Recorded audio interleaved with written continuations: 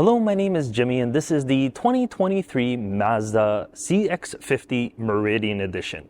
Here in Canada, the Meridian Edition is the top trim, so above the GT with the turbo. So it has every single option that you can get with the CX-50.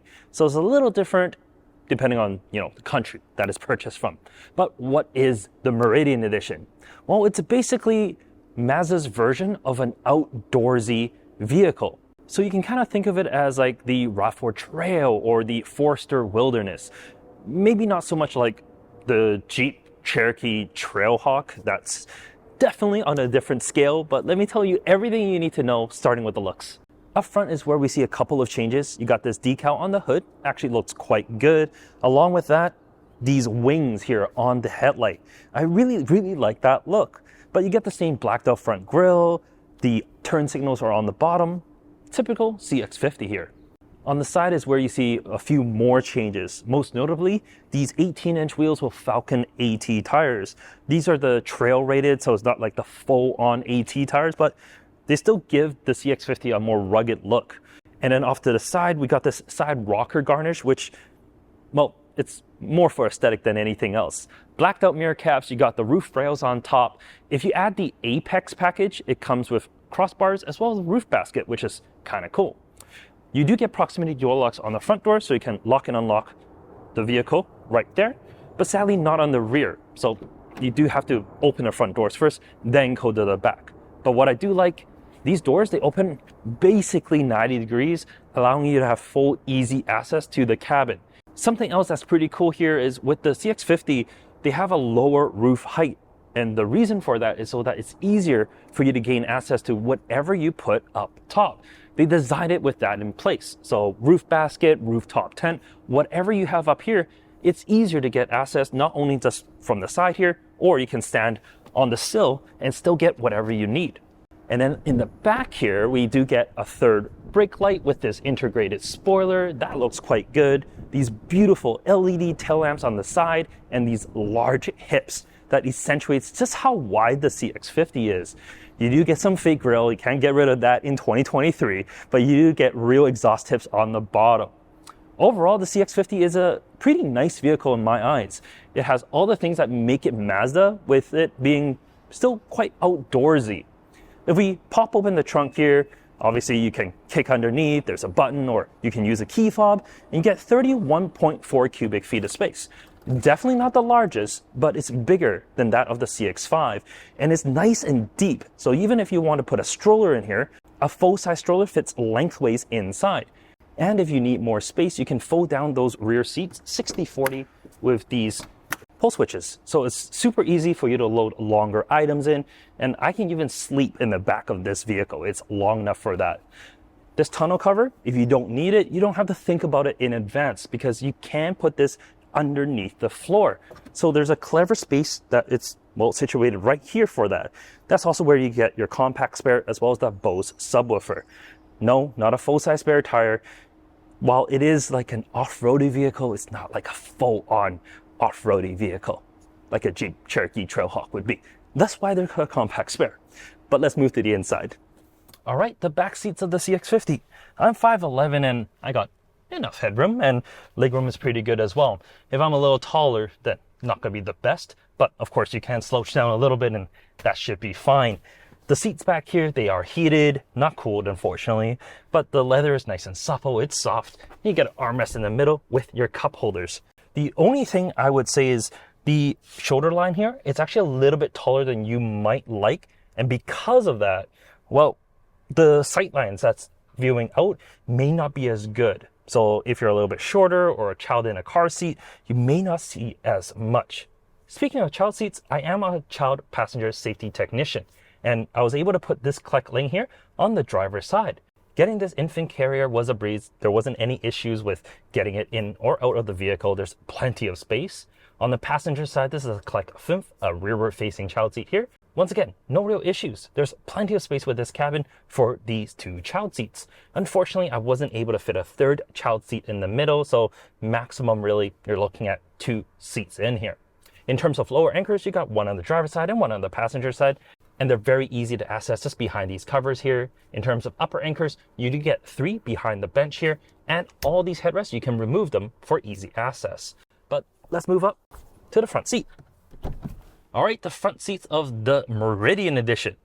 You can't tell the difference between a Meridian Edition and the regular one while sitting here, or even in the back, because it's exactly the same. You got this lovely terracotta interior, the seats are heated and cooled, and they're quite supportive. You only get a 2-way lumbar support, but that's okay. I don't have too much complaints about that. In front of me, your typical newer Mazda steering wheel. It's not as cool as like the CX-90, but it's the exact same one as the 3. So you got all the buttons that you would normally press. You got paddle shifters behind that. Really, no complaints there. Behind, you got this split digital and analog cluster, analog gauges on the outside, digital screen in the center to show you speed and quite a few other things. Yeah, it's definitely nowhere near as customizable as some other manufacturers, but in here, it just looks like a regular dial, which is actually kind of cool. Above, you do get a heads-up display. It shows you like your bare necessities, your speed limit, any of the adaptive cruise control information, as well as turn-by-turn navigation if you have it with like even Carplay. Speaking of Carplay, that middle screen, it's great for Carplay now because with the settings, you can activate Carplay touchscreen. Not the Mazda menu. The Mazda menu is still going to be fully utilizing this rotary knob here in the center. But within Carplay, you can, well, reach, because there's no way you'll be able to touch that screen. You do have to reach up a little bit and touch that. Personally, I've still been using this dial down here, and it's been working really well for me. I've gotten so used to this Mazda, well, wheel, not an iDrive wheel, but the Mazda wheel, that to me, that's just more familiar, and it just works well. I don't have to actually use that touchscreen there.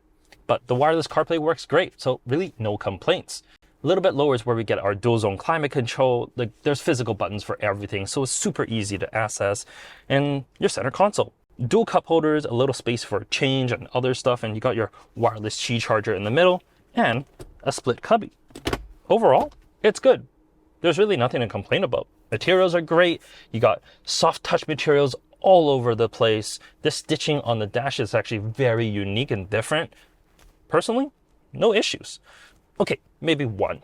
The only issue I have is just right here in the center console. Because of how I like to sit in the vehicle, I tend to rest my knee on the center console. And this, well, that's hard plastic. In other Mazda products, they always put some like soft cushiony material here, but not in the CX-50. And because of that, my knee hurts a little, but that's okay. I can forego that, I guess. Let's talk a little bit about the powertrain before we head out. Underneath the hood is Mazda's trusted 2.5-liter 4-cylinder turbo. The Meridian only comes with a turbo motor. With premium fuel, you get 256 horsepower and 320 pound-feet of torque. With regular fuel, that drops to 227 horsepower and 310 pound-feet of torque. And with the turbo motor, you're able to tow up to 3,500 pounds. And what do all of those numbers mean? Well, it actually accelerates pretty well. Let's put it into sport mode, a little bit of left foot braking, and the front wheel scrambles for traction as it sends power to the rear. It accelerates this really, really well. Put it back into normal mode and it's regular driving. It's smooth, it's comfortable, but when you knee throttle, you punch the foot down, it downshifts, and lets you get going. That's one of the best things about Mazda products. Throttle input is instantaneous. Okay, maybe not instantaneous, but it's a lot better than most other manufacturers. It's, well, just tuned in a way that fuel economy just doesn't really matter. Now, is that a good thing? Kind of depends where you're coming from. If you're driving it normally, you probably won't see a difference really between this and other vehicles that have that eco mode, because eco mode just dulls everything down. And you're likely to hit the throttle a little bit more to have, well, quicker acceleration, for example. In this, you just get quicker acceleration all the time. But of course, you do have the sport mode or the off-road driving mode to, well, accentuate whatever type of driving style you're currently doing. And in terms of handling, sure, with these AT tires, you're gonna reach that level quicker than the standard road tires. But you gotta admit, when you're going to the mall shopping, these look kind of cool. And even if you don't visit trails often, well, at least you can look the part, right? There's a lot of people that do that these days. And I know a lot of people that actually take their vehicle off-road get a little upset as well. But hey, it's your car. Do whatever you need. Do whatever you want. Honestly though, this entire package, the Meridian here, is $2,500 more than the standard GT with the turbo. So at 48,200 Canadian dollars plus PDI and freight and all that good stuff. It's not the cheapest. It's not. It's more than the RAV4 Trail. It's more than the Forester Wilderness. But it is cheaper than the Cherokee. But the Cherokee has actual off-road credentials. It has better AT tires. It has underbody skid plates. It has a full-size spare tire. Like, it's actually designed for off-road, whereas this just kind of looks the part. Now, if it was my money, probably the Meridian Edition is not the one I would choose. I probably would just pick the standard GT with the turbo. And then I can pick whatever 18-inch wheels and 18-inch tires that I can to fit on this vehicle to make it look kind of the part. And then I'm sure in the aftermarket world, someone will create skid plates that you can get to make it a little bit better. Maybe a small lift using pucks, because let's be honest, I don't think really anyone's going to give you like actual suspension lift on this, because it's not really designed for that. But I think just a little bit of those things will make this, well, just a better trail type vehicle. It's for like forest roads and whatnot, not so much rock crawling. And as long as you can understand that and just accept that, hey, this can do quite a bit, but nowhere near as much as the folks in their Jeeps and Land Rovers and whatnot, I think you'll be fine. But I also think that most people that's buying a CX-50 like this wants it for the look. They're not buying it to go off-roading. And if that's the case, heck, by all means, get the Meridian. It looks actually pretty cool. And I love those wings on those headlamps. They are absolutely beautiful in my eyes. But in any case, thank you so much for watching this video. Like the video, do subscribe if you want to see more, and we'll catch you next time as I cross this stop sign here, and I'm going to accelerate one more time for us.